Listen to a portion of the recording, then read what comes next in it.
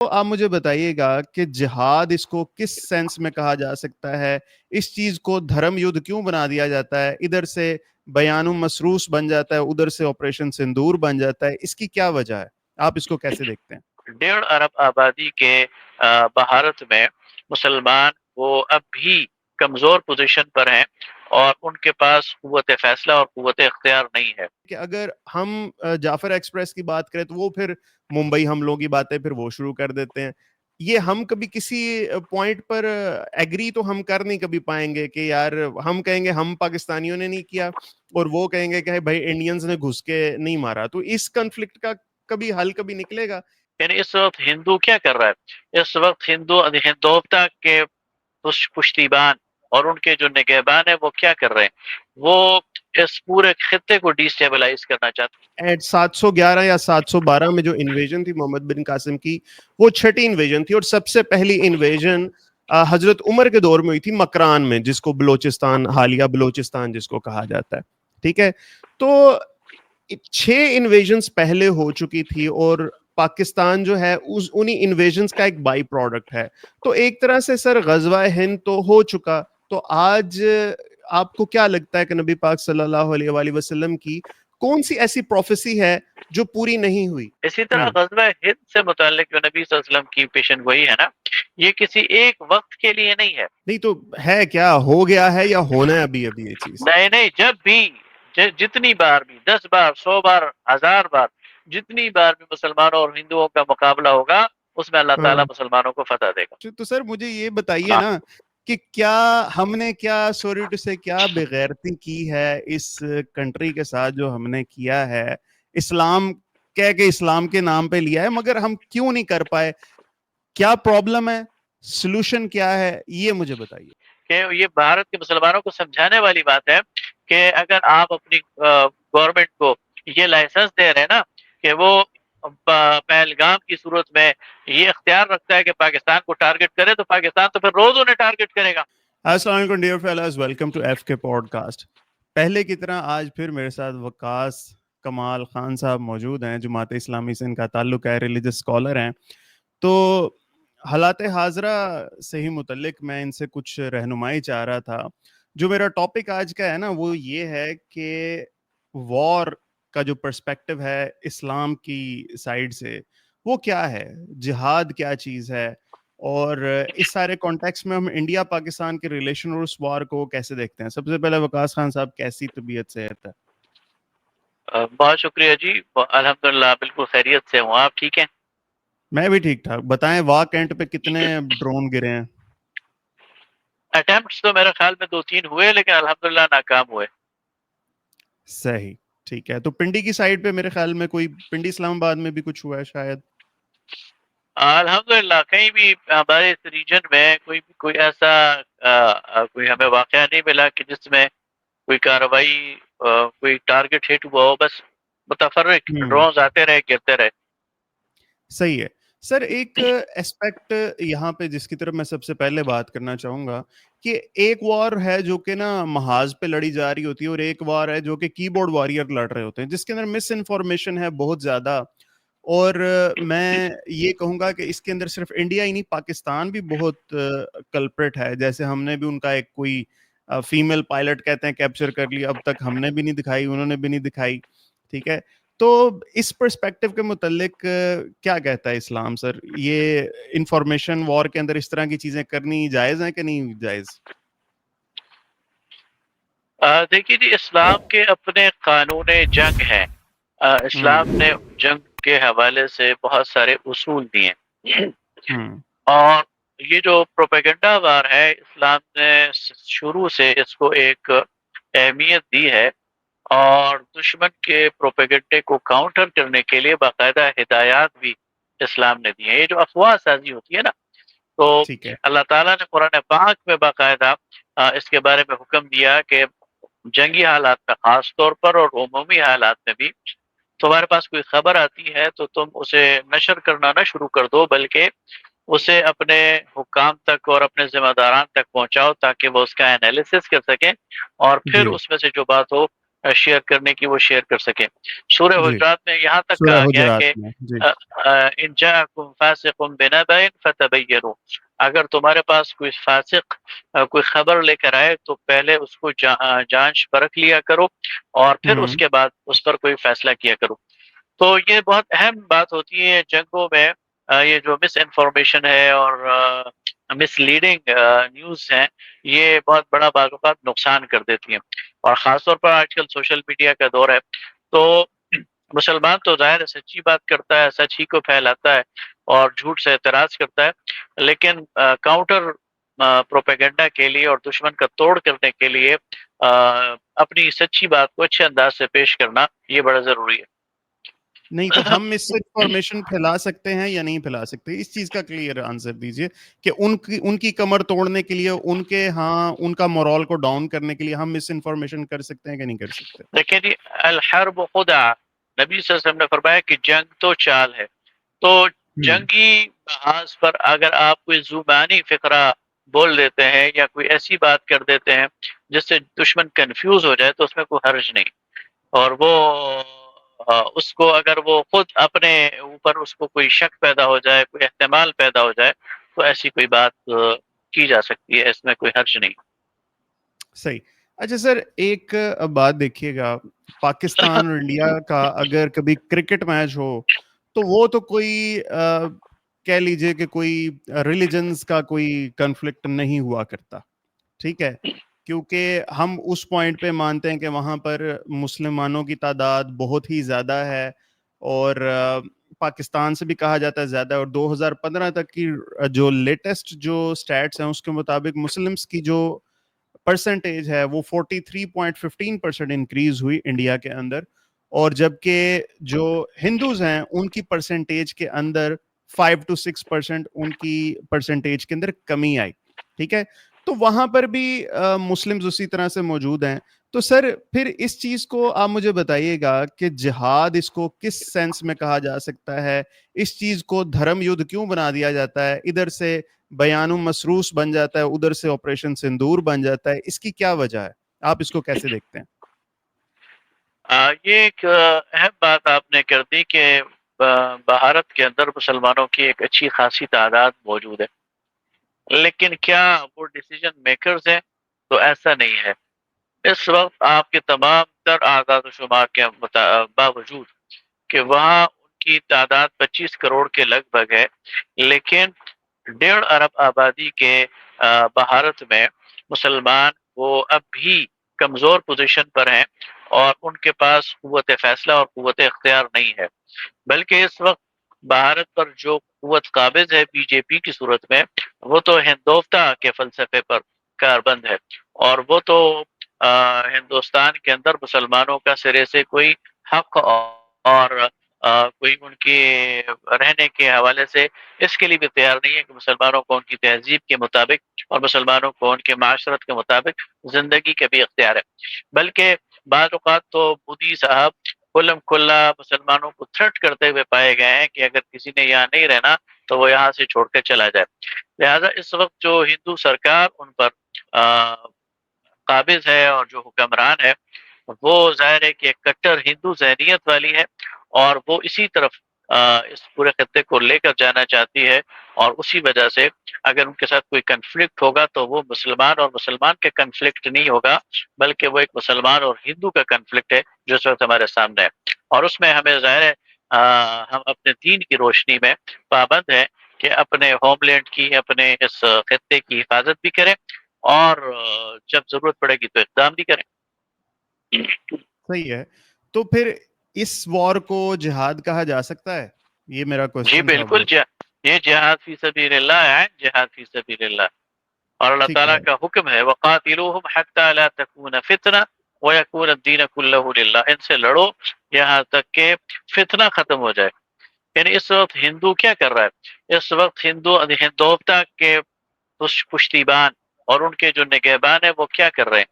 وہ اس پورے خطے کو ڈیسٹیبلائز کرنا چاہتے ہیں۔ اب آپ نے دیکھا کہ یہ جو پورا 10-15 दिन से चल रहा है, पाकिस्तान ने बड़े रिस्ट्रेंट से काम लिया है, पाकिस्तान ने बड़े तहम्मुल से काम लिया है, पाकिस्तान ने उनके पे दर पे वार को सहा है और पूरी दुनिया को कहा है कि इनको समझाएं, इस खत्ते को जंग की आग में न धकेलें। लेकिन जब वो समझ में उनके नहीं आया तो ये बुनियादों मरसूस तो फिर उनकी अकल ठिकाने के लगाने के लिए आया ना। ये तो वो आखिरी एफर्ट थी कि उनको जरा समझ आ जाए कि उनके मुकाबले में कोई बनाना रिपब्लिक नहीं है, उनके मुकाबले जी, में कोई निहत्थे मुसलमान नहीं है, बल्कि एक एटमी पावर है जो मैच्योरिटी का सबूत दे रही है, उनके वार सह रही है, लेकिन इसका मतलब ये नहीं कि ये उनकी वीकनेस है। तो इस मौके पर भी मुसलमानों ने, पाकिस्तान की क़यादत ने अल्हम्दुलिल्लाह बड़ी जुर्रत से उनका मुकाबला किया और बेशक, 2 ढाई घंटे के अंदर-अंदर उन्हें ढेर कर दिया। बेशक, बेशक पाकिस्तान की रिटेलिएशन बहुत काबिल-दीद है। और सर फिर ये बताइए कि इंडियन आर्मी गालिबन 9 लाख उनकी तादाद है, हमारी शायद 6 लाख है, I couldn't recall the exact figures. मगर उसके अंदर भी 13-14 sir, lakh Indian army, 13-14 lakh है गालिबन इंडियन आर्मी। अच्छा, और हमारी कितनी है? हमारी यही 5, साढ़े 5, 6 लाख। 5.5 चले, यानी तकरीबन 3 टाइम्स हमसे वो ज़्यादा है। जी। तो मैंने जो इंटरनेट पे स्टैट्स देखे ना, उनमें से उनकी आर्मी में 3 से 5% जो हैं वो मुस्लिम्स हैं, ठीक है? अब आप मुझे बताइए कि इधर से एक बंदा पाकिस्तान से जहाद की नीयत से आ रहा है और उधर से उनके अगेंस्ट भी कोई मुसलमान है जो कलमा पढ़ के ही पायलट हो सकता है और जहाज भी चला सकता है, गोली भी चला सकता है, वो भी अपने पर्सपेक्टिव से शायद जहाद कर रहा हो, वो भी अपने कंट्री का डिफेंड कर रहा है। इस तरह का बंदा गुनाहगार होगा या उसे किस पर्सपेक्टिव से आप देखेंगे, बताइए? देखिए जी, ये तो एक अहम सवाल है जो वहाँ के उलमा को भी एड्रेस करना चाहिए और शायद उन्होंने किया भी हो। हम्म। इसलिए कि हिंदू फौज में एक मुसलमान सिपाही वो किसी भी तौर पर जिहाद तो नहीं कर रहा, अपने उसकी यानी मुल्क की हिफाजत कर रहा है, ये उसके लिए एक फरीज़ा तो हो सकता है, लेकिन ये जिहाद हम्म। फ़ी सबीलिल्लाह नहीं है। और ज़ाहिर है जब ठीक इस है। रास्ते में वो मरेगा तो उसे शहादत का वो दर्जा भी हासिल नहीं होगा। यही सही। वजह है कि हिंदुस्तान के अंदर ये मुसलमान इस डायलेमा का शिकार ज़रूर हैं और उन्हें ये सवालात पेश आते हैं, अगर वो किसी से पूछे ना भी तो उनका ज़मीर उनको इस बात पर झंझोड़ता रहता है। हम्म। ठीक है। सर थोड़ा इंडियन एटीट्यूड पे हम बात करें, इंडियन मुस्लिम्स के एटीट्यूड पे। अब पास्ट में अगर कड़वी सी बात है कि तकसीम के टाइम पे 200 मिलियन मुस्लिम्स ने तो पाकिस्तान का आइडिया रिजेक्ट कर दिया था, ठीक है? और इनिशियली उसमें विद ड्यू रिस्पेक्ट अबुल अला मौदूदी साहब भी थे जो मुस्लिम लीग के भी खिलाफ थे और इनिशियली तहरीक पाकिस्तान के भी खिलाफ थे, ठीक है?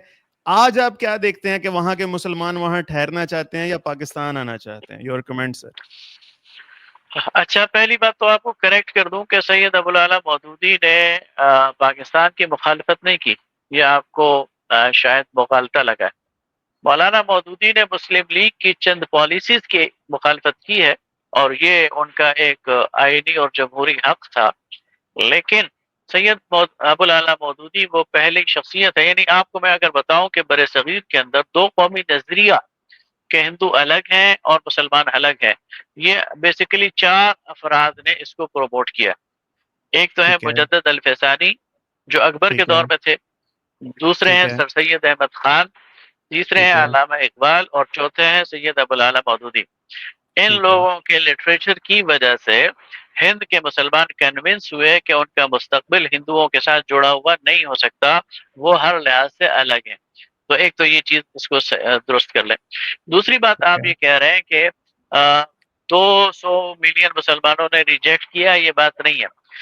अगर आप तहरीक पाकिस्तान का जायज़ा लें ना, तो तहरीक पाकिस्तान तो चली ही उन इलाकों में है जो कि हिंदुस्तान में है।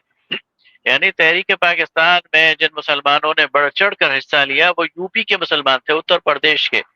वो सीपी के मुसलमान थे, वो बिहार के मुसलमान थे। पंजाब के अंदर तो यूनियनिस्ट पार्टी की हुकूमत थी। हम्म। केपी जो सरहद है इसमें तो खुदाई खिदमतगार और ये नेशनलिस्ट थे। सिंध हम्म। के अंदर भी वडेरे जागीरदार थे। تو پاکستان کی اصل تحریک اور پاکستان کی اصل وکالت تو ہند کے مسلمانوں نے کی ہے، اور پورے ذوق و شوق سے کی ہے، پورے شعور سے کی ہے، اور وہ یہی نعرہ لے کر بلند ہوئے تھے کہ پاکستان کا مطلب کیا، لا الہ الا اللہ۔ اس لیے پاکستان کے آئیڈیا کو ہند کے مسلمانوں نے ریجیکٹ نہیں کیا بلکہ پروموٹ کیا۔ البتہ وقت گزرنے کے ساتھ ساتھ اس وقت صورتحال یہ ہے کہ ہند کے مسلمان جو ہے ان میں سے ایک بہت بڑی اکثریت ہے وہ پروپیگنڈے کا شکار ہو گئی۔ ظاہر ہے وہ نسل تو فوت ہو گئی جس نے پاکستان کے لیے مہم چلائی، بلکہ ان کے بچے بھی فوت ہو گئے، یہ تو ان کی تیسری نسل ہے، یعنی ان کے پوتے یا پڑ پوتے ہیں جو اس وقت موجود ہے۔ یہ جو نئی صحیح ہے۔ نسل ہے اس کو بھارت نے یعنی مسموم کر دیا ہے، اور زہریلے پروپیگنڈے سے ان کے ذہنوں کو جو ہے وہ برباد کر دیا ہے۔ ان کو اس وقت جو بات سمجھ آئی گئی ہے میڈیا کے ذریعے، سوشل میڈیا کے ذریعے اور ہندو سرکار نے، کہ پاکستان ایک روگ اسٹیٹ ہے، پاکستان ایک بدماش ریاست ہے، پاکستان میں انسانی جان کی کوئی اہمیت نہیں ہے، اور پاکستان ہمارے معصوم انسانوں کو قتل کر رہا ہے، اور پاکستان ایک بھیک منگا ملک ہے، اور پاکستان کی معیشت کمزور ہے، اور پاکستان میں جہالت ہے، یہ وہ چیزیں جو انہیں پاکستان کے حوالے سے سمجھائے گی، حالانکہ ان میں سے 99.9% یہ ساری کی ساری غلط باتیں ہیں، لیکن ان کو سمجھا دی گئی۔ اس وجہ سے ان کے لیے، ان کے ذہنوں میں پاکستان کے خلاف ایک نفرت وہ جنم لے چکی ہے۔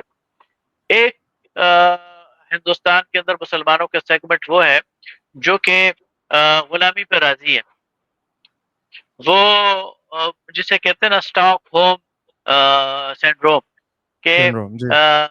بعض اوقات ایسا ہوتا ہے نا کہ آپ جو قیدی ہوتا ہے وہ اپنے کیپٹرز جس نے اسے قید کیا ہوتا ہے اس کی محبت میں مبتلا ہو جاتا ہے۔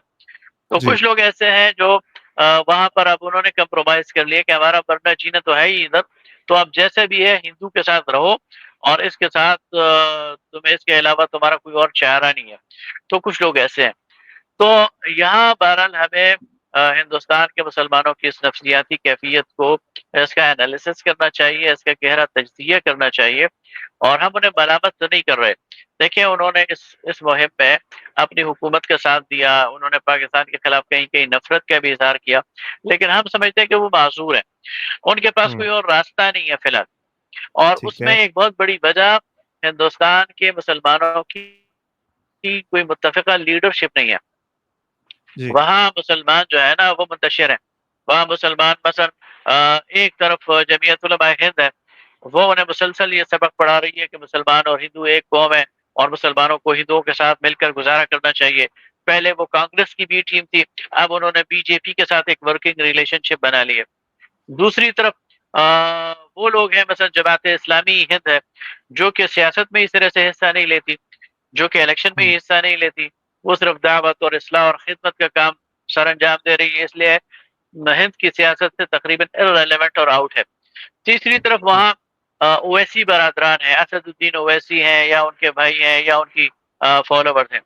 یہ وہ لوگ ہیں جو مسلمانوں کے الگ تشخص کی بات کرتے ہیں، اور ہندوؤں کو للکارتے بھی ہیں، انہیں کہتے ہیں کہ جس طرح جتنا ہند تمہارا اتنا ہی ہمارا بھی ہے، اور ہم کہیں نہیں جائیں گے، ہم یہی رہیں گے۔ بلکہ اکبر اویسی کے تو میں نے کچھ کلپ سنے، وہ یہاں تک کہتے ہیں کہ ہم ایک اور پاکستان بنا لیں گے اگر تم نے ہمیں زیادہ تنگ کیا۔ تو یہ بھی ایک وہاں پر لہر موجود ہے۔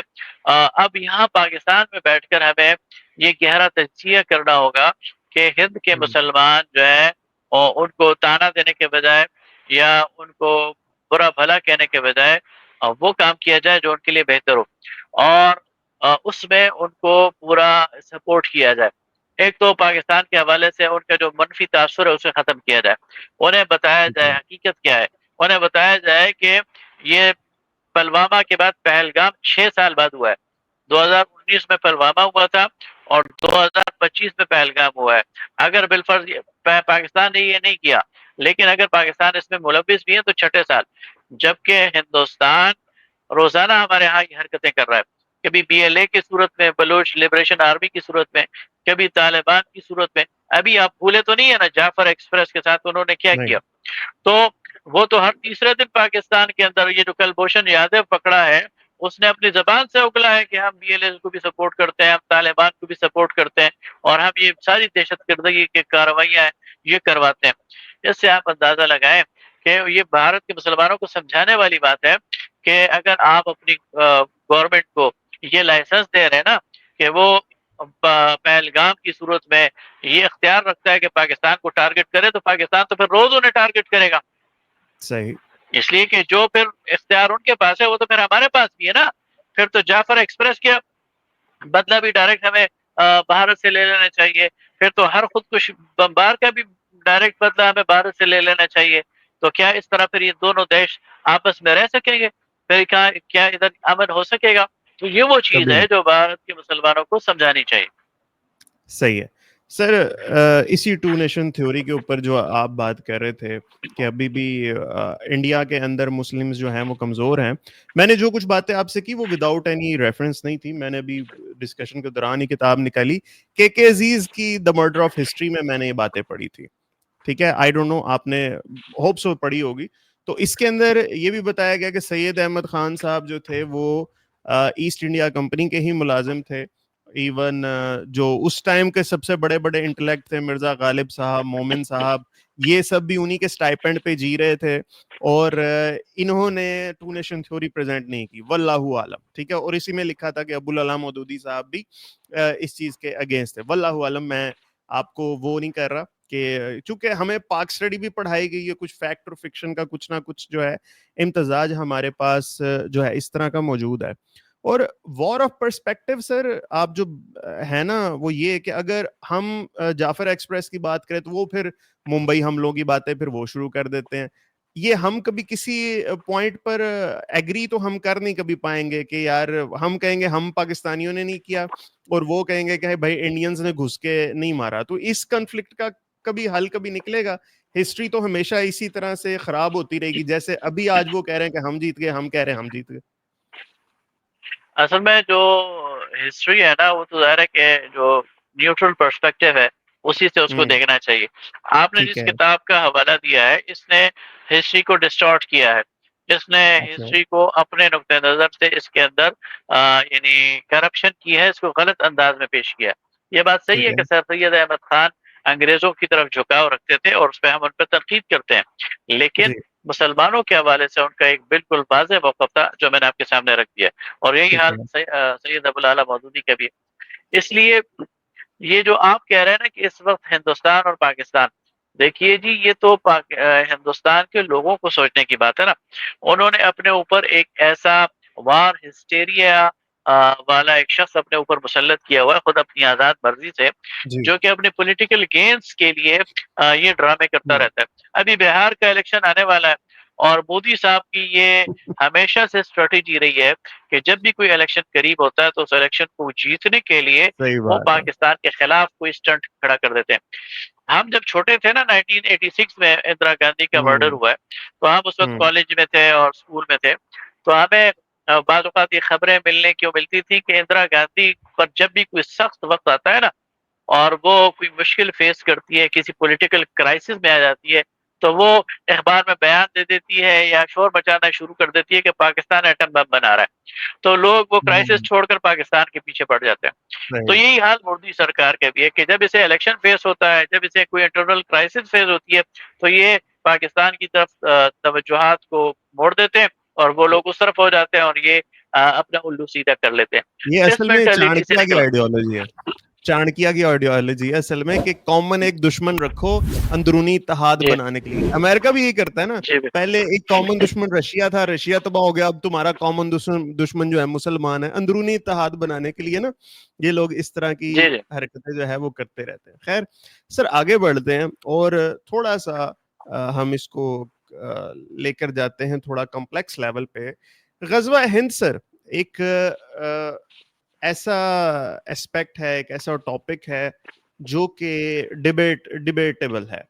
ٹھیک ہے, یعنی جو اس پہ یقین رکھتے ہیں وہ تو بہت کنوکشن کے ساتھ یقین رکھتے ہیں, اور جو اس کو نگیٹ کرتے ہیں وہ بھی بہت کنوکشن کے ساتھ نگیٹ کرتے ہیں. تھوڑا ہسٹری یہ کہ 6 اٹیمپٹ ہوئی ہیں انڈیا کے اوپر. 711 یا 712 میں جو انویژن تھی محمد بن قاسم کی, وہ چھٹی انویژن تھی, اور سب سے پہلی انویژن حضرت عمر کے دور میں ہوئی تھی مکران میں, جس کو بلوچستان, حالیہ بلوچستان جس کو کہا جاتا ہے. ٹھیک ہے, تو 6 انویژنز پہلے ہو چکی تھی اور پاکستان جو ہے انہی انویژنز کا ایک بائی پروڈکٹ ہے. تو ایک طرح سے سر غزوہ ہند تو ہو چکا, تو آج آپ کو کیا لگتا ہے کہ نبی پاک صلی اللہ علیہ وآلہ وسلم کی کون سی ایسی پروفیسی ہے جو پوری نہیں ہوئی؟ اچھا، جو غزوہ ہند سے متعلق احادیث ہے نا، یہ ذرا جی بات سمجھ لیجئے کہ نبی صلی اللہ علیہ وسلم نے مختلف احادیث میں آنے والے وقت کی پیشن گوئیاں فرمائی ہیں. جی اسی بالکل طرح صحیح آپ نے ایک پیشن گوئی فرمائی غزوہ روم کے حوالے سے، قسطنطنیہ پر لشکر کشی کے حوالے سے.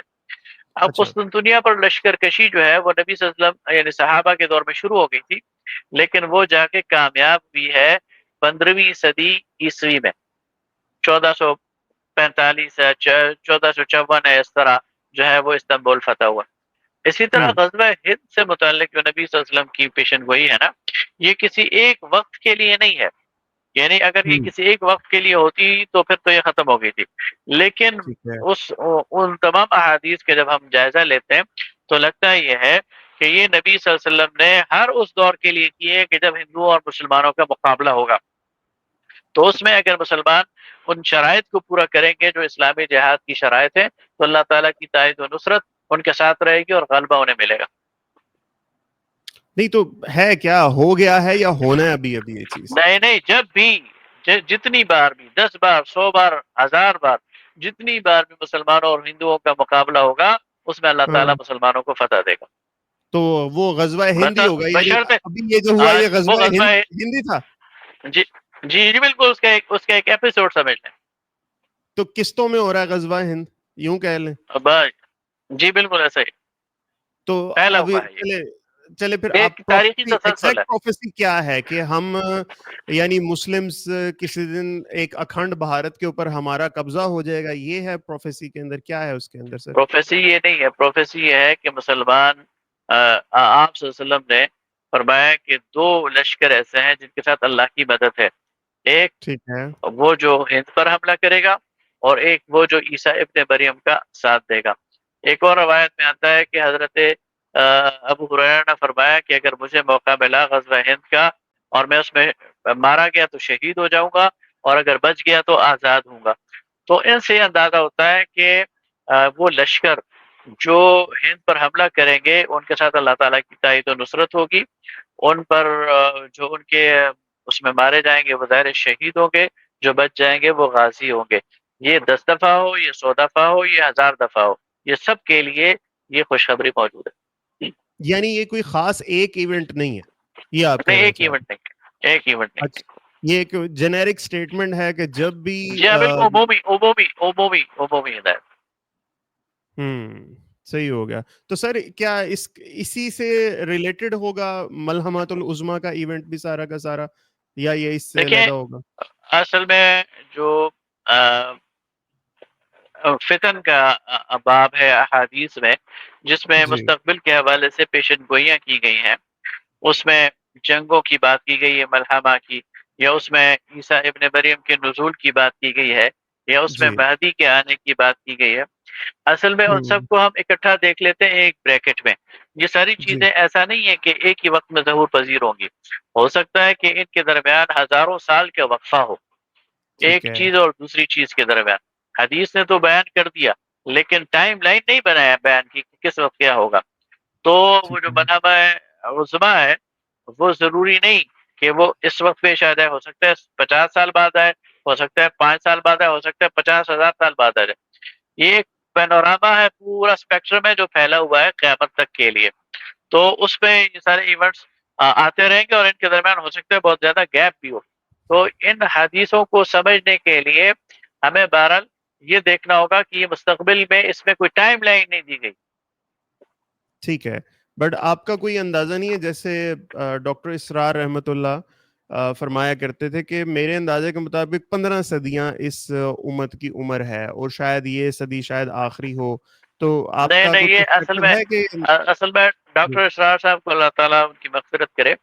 تو جی یہ نہ صرف وہ بلکہ آج بھی بہت سارے لوگ ہمیں ایسی بہت ساری باتیں بتاتے رہتے ہیں. میرے خیال میں یہ حدیث کو سمجھنے کا درست طریقہ نہیں ہے کہ ہوں ہم اس کو ٹائم باؤنڈ کر دیں، اس لیے کہ ٹائم باؤنڈ نہ اللہ کے رسول نے کیا ہے تو ہم کیا کر سکتے ہیں. اور دوسری بات یہ کہ قیامت کب آئے گی اس کا علم تو اللہ نے اپنے رسول کو نہیں دیا، تو مجھے اور آپ کو، ڈاکٹر اسرار صاحب کو اس کا اندازہ کیسے ہو گیا کہ 15 صدیوں بعد یہ ہو جائے گا؟ وہ 15 صدیاں بھی ہو سکتی ہیں، 15,000 سال بھی ہو سکتے ہیں، 15 لاکھ سال بھی ہو سکتے ہیں، تو واللہ عالم، وہ اللہ کے علم میں ہے۔ صحیح ہے سر، ٹھیک ہو گیا سر اب فائنلی میں یہ ایک ٹاپک ڈسکس کرنا چاہتا ہوں کہ does Islam really want global dominance? کیا ہم کسی دوسرے کی محکومیت کے اندر رہ ہی نہیں سکتے؟ دیکھیے جی، اسلام کا ایک ورلڈ ویو ہے، دنیا کا ایک خاص تصور ہے اسلام کا، اور وہ یہ ہے کہ یہ دنیا، یہ کائنات، یہ اللہ تعالیٰ کی بنائی ہوئی ہے، اور اللہ کی بنائی ہوئی دنیا میں اللہ ہی کا یہ حق ہے، اس کا استحقاق ہے کہ اس کا دین اور اس کی شریعت غالب ہو اور لوگ اس پر عمل کریں، اور اس کے نتیجے میں اس دنیا کا جو آرڈر ہے، اس دنیا کا جو نظام ہے، وہ فساد سے پاک ہو جائے اور اس میں انسانوں کو حقیقی آزادی ملے۔ آپ کو میں سجیسٹ کروں گا کہ جی ہندوستان کے ایک بہت بڑے عالم ہیں مولانا سید ابو الحسن علی ندوی، جن کو علی میاں بھی کہتے ہیں، فوت ہو چکے ہیں 1999 میں۔ انہوں نے ایک کتاب لکھی، بنیادی طور پر عربی میں، اس کا اردو ترجمہ میں موجود ہے، من خسر الدنیا بانحطاط المسلمین۔ اس میں وہ ثابت کرتے ہیں کہ اسلام سے پہلے دنیا کی کیا حالت تھی، پھر جب اسلام نے ڈومینیٹ کیا تو دنیا کے اندر کیا کیا تبدیلیاں لے کر آیا، اور دنیا کو کن کن نعمتوں سے سرفراز کیا، اور آج جب اسلام محکوم ہے تو دنیا کے اندر پھر کیا کیا خرابیاں آ گئی ہیں جن کو اگر اسلام دوبارہ آئے گا تو دور کر دے گا۔ پورا ایک انالیسس کیا ہے ایک مورخ کی طرح، اور بہت زبردست اور شاندار کتاب ہے۔ اس سے پتہ ٹھیک ہے چلتا ہے کہ اللہ تعالیٰ کا دین جب ڈومیننٹ ہوتا ہے تو اس میں انسانوں کو حقیقی آزادی ملتی ہے، اور انسان کی انسانی بنیاد پر کوئی تحقیر کا اس میں کوئی پہلو موجود نہیں ہوتا۔ اس سے پہلے بھی، اسلام سے پہلے بھی یہ انسانوں کے ساتھ انسانیت خانوں میں بیٹھی ہوئی تھی، انسانی غلام تھا، انسانی آقا تھا، اور انسان پر ظلم ہو رہا تھا۔ دین جب آیا تو اس نے یہ سارے ظلم کے ساری چیزیں توڑ کر انسانوں کو برابری کی بنیاد پر فائز کر دیا۔ میں اس کو صرف ایک مثال دیتا ہوں، صرف ایک۔ حضرت بلال حبشی رضی اللہ تعالیٰ عنہ یہ غلام تھے، لیکن جب اسلام کو فتح حاصل ہوئی تو پہلے دن، فتح مکہ کے پہلے دن، نبی صلی اللہ علیہ وسلم نے حضرت بلال کو یہ اعزاز بخشا کہ کعبے کی چھت پر کھڑے ہو کر فتح کا اعلان کرو اور آزان دو۔ اب رسول اللہ صلی اللہ علیہ وسلم یہ اعزاز کسی قریشی سردار کو بھی دے سکتے تھے، ابو سفیان کو بھی دے سکتے تھے رضی اللہ تعالیٰ عنہ، کسی اور صحابی کو بھی دے سکتے تھے، لیکن آپ نے علامتی طور پہ بتایا کہ آج ان تمام میں بہتر بلال ہے، اگرچہ وہ غلام ہے۔ یہ انسانوں کی آزادی اور انسانوں کی ایک حقیقی مساوات کا درس تھا جو رسول اللہ صلی اللہ علیہ وسلم نے دیا، تو اسلام نے واقعی پھر اس پر عمل کر کے دکھایا۔ حضرت عمر رضی اللہ تعالیٰ عنہ کے دور میں مصر کے گورنر نے ایک کسان کے بیٹے کو 2 کوڑے مارے، تو وہ جو کسان ہے وہ شکایت لے کر مدینہ آ گیا۔ حضرت عمر نے کال کی اس گورنر کو، اس کو بلایا، اس کو معزول کر دیا، اور اس کے بیٹے کو کھڑا کر دیا کٹہرے میں، اور کسان کو کہا کہ تم بھی اس کو 2 کوڑے مارو۔ یہ سسٹم اسلام نے دیا جو اس سے پہلے انسان سوچ بھی نہیں سکتا تھا، انسانوں کے وہم و گمان میں بھی نہیں تھا ایسا۔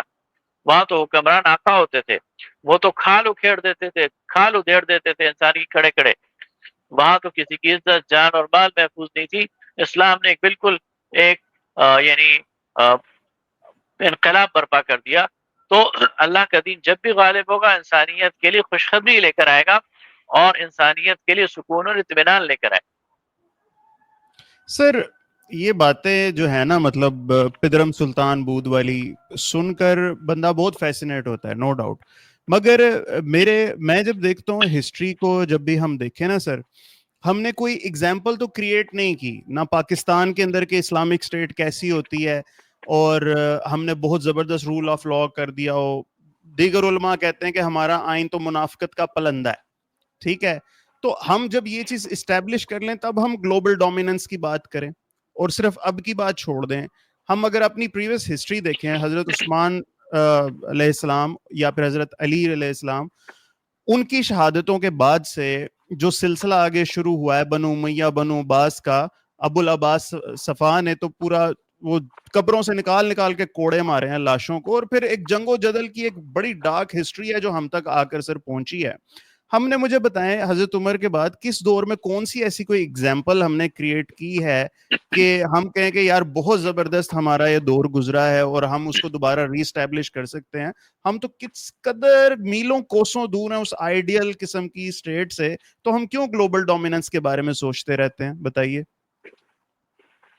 اچھا, سب سے پہلی بات تو یہ ہے کہ اگر آپ دیکھ لیں نا جو خلفائے راشدین کا دور ہے, جیسے جی آپ 30 سال سمجھ لیں, تو جی کم 30 از کم سال ہے. 30 سال تک تو اسلام نے واضح طور پر وہ مکمل عملی طور پر دنیا کو دکھا دیا, اور یہ کافی ہے دنیا کے سمجھنے کے لیے کہ یہ قابل عمل نظام ہے. اس کے بعد 1200 سال تک مسلمانوں کی حکومت رہی ہے. 1200 سال میں یہ جو فتنوں کا دور ہے یہ 50 سال بھی نہیں ہے.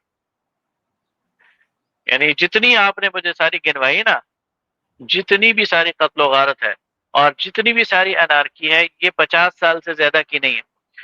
اچھا 1150 سال تک مسلمان پورے امن و امان کے ساتھ, پورے آئین اور قانون اور شریعت کی بالادستی کے ساتھ اور عام رعایا کی خدمت کے لیے حکومت کرتے رہے.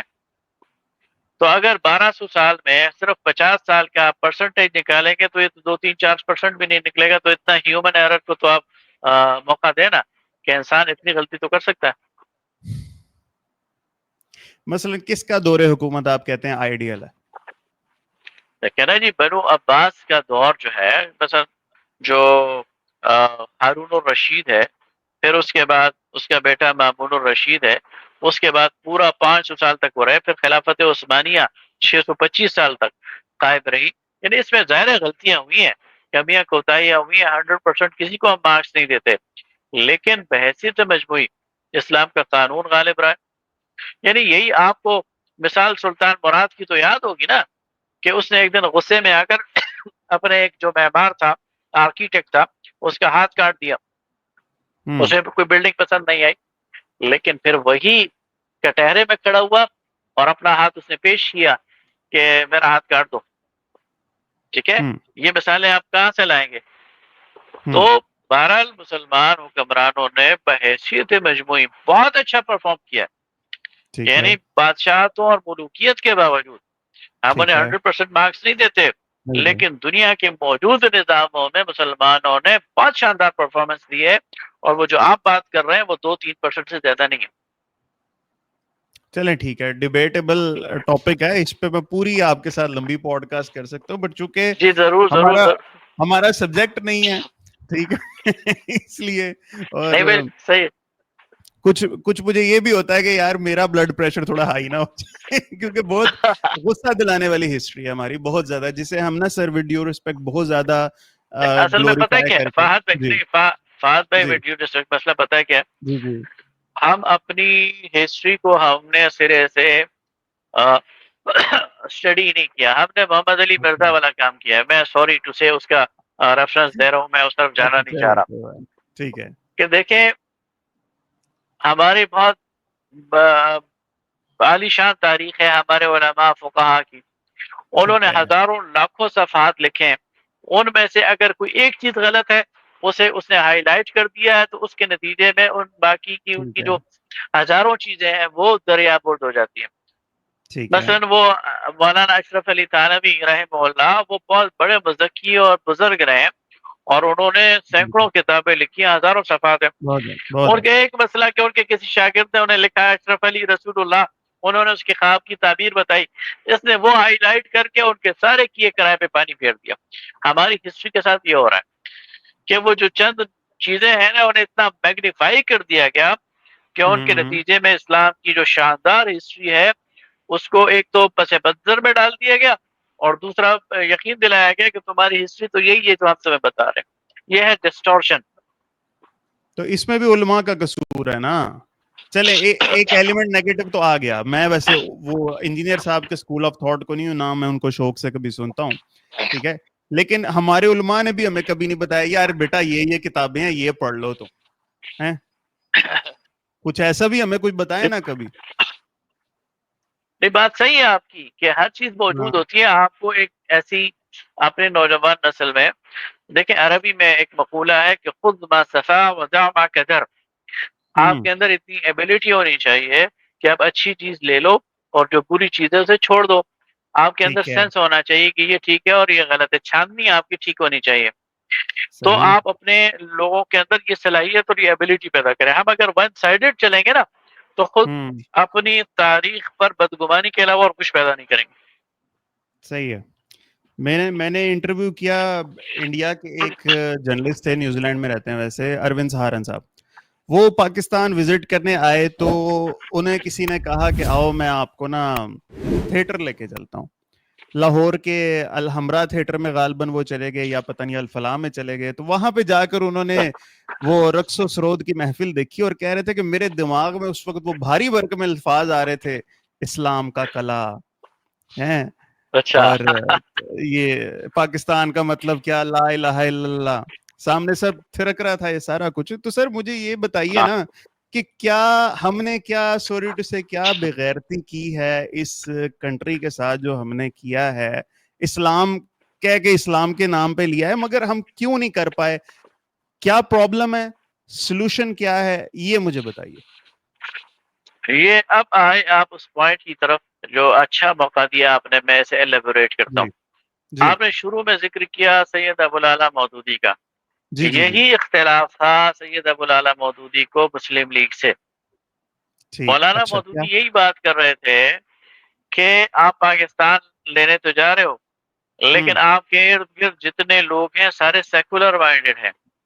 مسلم ٹھیک ہے. قومیت اور مسلم نیشنلزم کے چکر میں یہ الگ ملک تو لے لیں گے لیکن ان ٹھیک کے ہے. اندر یہ صلاحیت نہیں ہے کہ یہ ایک اسلامی نظام تعلیم وضع کر سکیں. ان کے اندر یہ صلاحیت نہیں ہے کہ یہ ایک مسلم طرز سیاست وضع کر سکیں. ان بالکل کے ٹھیک اندر بات. یہ صلاحیت نہیں ہے کہ اسلامی طرز قانون وضع کر سکیں اور ایک اسلامی معاشرہ استوار کر سکیں. تو ہوگا کیا؟ اس کی مولانا مودودی نے بالکل وہی ایگزیکٹلی مثال دی جو آپ نے پیش کی کہ ہوگا کیا کہ مسلم نیشنلزم کے چکر میں یہ پھر کیا کریں گے کہ طوائف کے پاس تو جانا ہے لیکن ہندو طوائف کے پاس نہ جاؤ، مسلمان طوائف کے پاس جاؤ. ایگزیکٹلی یہی دیا مولانا مودودی نے مثال دی ہے. تو بات وہی ہے کہ پاکستان تو بن گیا ایک جوش کے نتیجے میں، ایک مسلم نیشنلزم کے نتیجے میں، لیکن اس کی اساس اسلام بن جائے، اس کا قانون اسلام کے مطابق بن جائے، اس کی نسل کی تربیت اسلام کے مطابق ہو جائے، اس کی طرف ایک قدم بھی یہ لوگ آگے نہیں بڑھے. جو کوششیں کی صحیح. گئی ان کو انڈرمائن کیا گیا، ان کو روکا گیا اور پاکستان کے اس معاشرے کو اسلامائز نہیں ہونے دیا گیا. ٹھیک ہے. So certainly this was one of the reasons کہ وہ پالیٹکس میں چلے گئے. جی جی جماعت اسلامی انیشلی تو پولیٹیکل پارٹی نہیں تھی نا، ٹھیک ہے، تو اس میں چلے گئے. تو پھر سر یہاں پہ مجھے ذرا اس چیز کا بھی تھوڑا سا ڈفرنس بتا دیجئے گا کہ اس ڈفرنس آف اوپینین کی بیسس پہ ڈاکٹر صاحب نے تنظیم بنا لی اور جماعت اسلامی سے علیحدہ ہو گئے. میرے لیے یہ بہت بڑا معمہ ہے سر کہ آخر خلافت میں ایسی کیا چیز ہے جو ڈیموکریسی میں نہیں ہے، جو ڈیموکریسی میں ایسی کیا چیز ہے جو خلافت میں نہیں ہے. پاکستان کو چلانے کے لیے کون سا طرز حکومت ٹھیک ہوگا؟ اچھا یہ پورا ڈیٹیل موضوع ہے اور چونکہ میرا موضوع ہے، میں چونکہ پولیٹیکل سائنس کا اسٹوڈنٹ ہوں تو اس پر ہم جی الگ سے ڈیبیٹ رکھیں گے. میں ایک مختصر سے اس میں آپ کو جی شاید جی جواب نہ دے سکوں کوئی لیکن بات. دیکھیں مسئلہ یہ ہے کہ خلافت جو ہے وہ اصولوں کا نام ہے. ٹھیک ہے. خلافت کسی واٹر ٹائٹ سسٹم کا نام نہیں ہے. ٹھیک ہے. یعنی اگر آپ یہ کہیں نا کہ آج سے 1400 سال پہلے جو نظام تھا ایگزیکٹ ہی وہی ادارے یا وہی سسٹم آج نافذ کریں گے تو ایسا کچھ چیز نہیں ہے. اس ٹھیک ہے. دور کے جو اصول تھے جن کی بنیاد پر ایک حکمرانی کی طرز استوار کی گئی، آج کے دور میں ہم ان اصولوں کو اپنا سکتے ہیں اسی پارلیمان کے تھرو، اسی بیوروکریسی کے تھرو، انہی اداروں کے تھرو. اگر وہ اصول اپنا لیے جائیں تو وہ بالکل ایک اسلامی نظام ہوگا لیکن ہوگی ڈیموکریسی، ہوگی ایک جمہوریت کی شکل، ہوگی ایک شورائیت کی شکل، ہوگی وہ پارلیمان، ہوگا وہ اسی طرح کا عدلیہ کا نظام، ہو گیا وہ اسی طرح کے ادارے. لیکن یہ میں ایک مختصر سی بات کر رہا ہوں، شاید اس سے کچھ کنفیوژن بھی پیدا ہو جائے. اس کے لیے بہرحال ہمیں ایک پورے 1 گھنٹے کی ڈسکشن چاہیے.